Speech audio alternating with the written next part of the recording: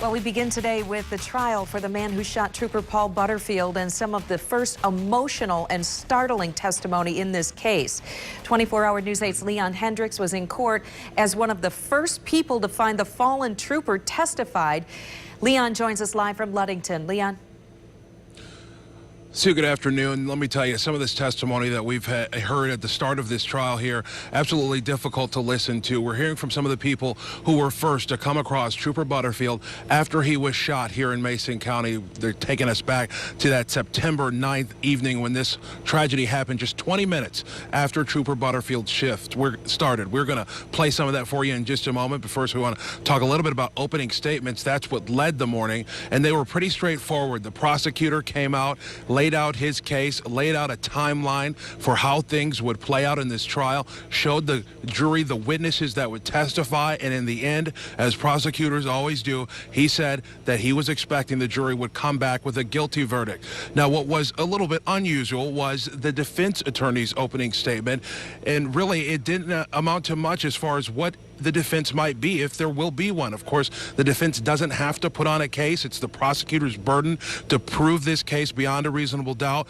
and the defense attorney was focusing on that in his opening statement, talking about the high threshold of reasonable doubt and talking about the fact that the prosecutor would have to prove that in order for his client to be convicted. But he didn't talk about any witnesses that he would call. He didn't talk about anything that he might be showing the jury directly, so we have yet to see if that will actually happen. But again, the testimony started off right away with two women, two of the first people to find Trooper Butterfield there lying in front of his police cruiser.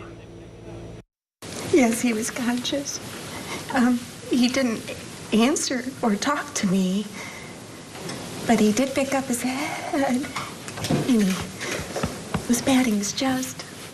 He was patting his chest continuously. When I first got there, I knelt down by him and was telling him that I called and help was on the way, to just hold on.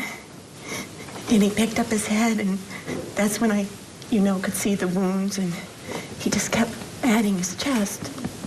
And I prayed with him, and he picked up his head a couple more times. I just believe that he was aware.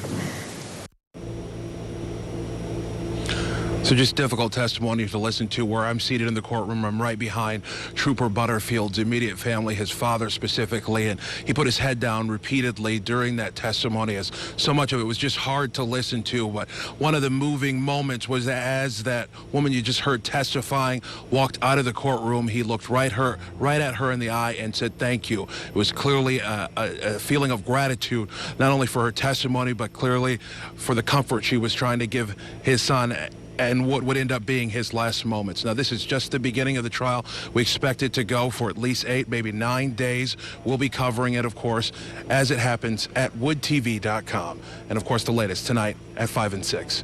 Reporting live in Ludington, Leon Hendricks, 24-hour News 8.